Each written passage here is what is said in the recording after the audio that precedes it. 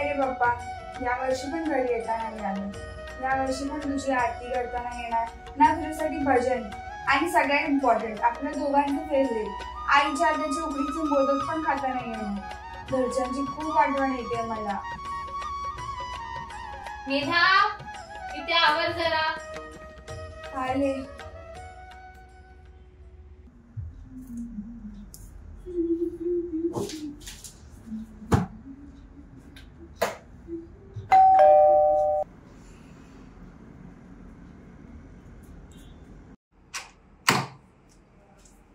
Ma'am, your parcel.